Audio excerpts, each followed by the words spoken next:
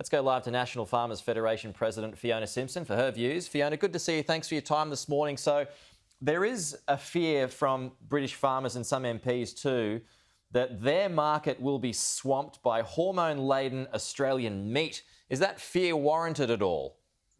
No, look, I think they're determined to be mounting a pretty big campaign over there in the UK, which is disappointing but understandable given that that is the role of the farmers' unions in the UK is to stick up for their members.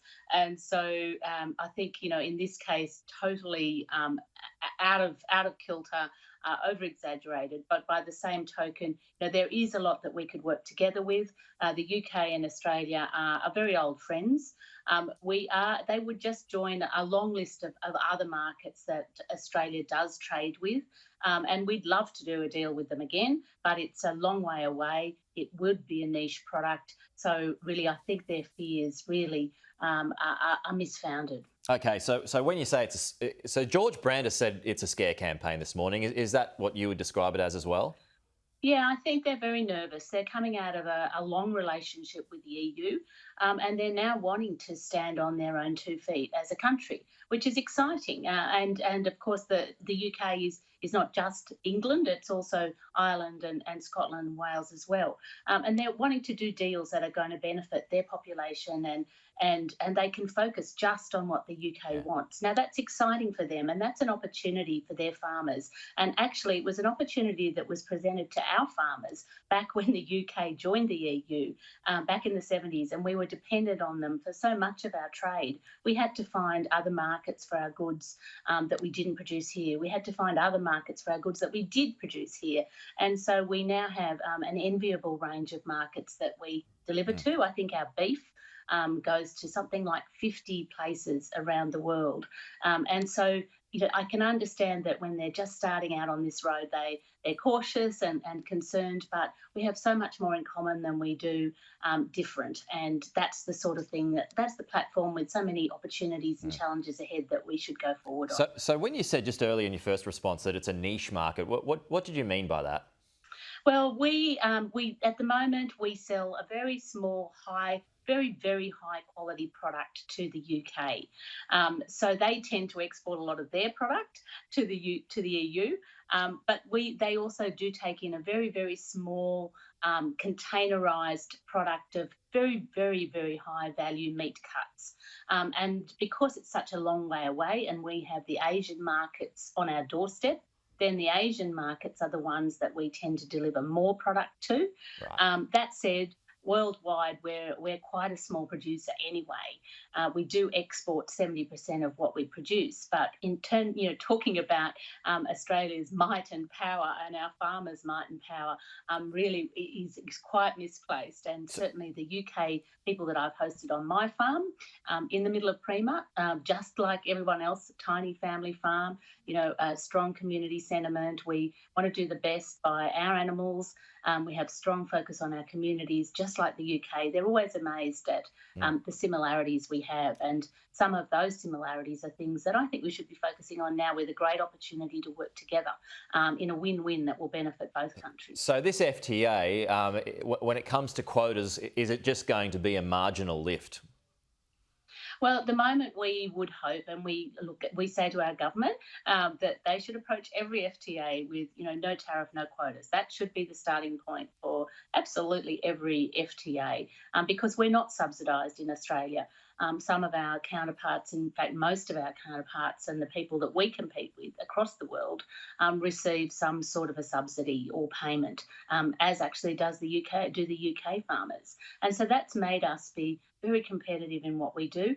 Our meat is some of the highest quality assurance, some of the highest traceability systems, some of the highest standards in terms of animal welfare across the world. It's a highly sought after product. But in terms of the UK, for example, Pete, in 2020, I think they imported 314,000 tonnes of beef. Just 1,500 odd came from Australia.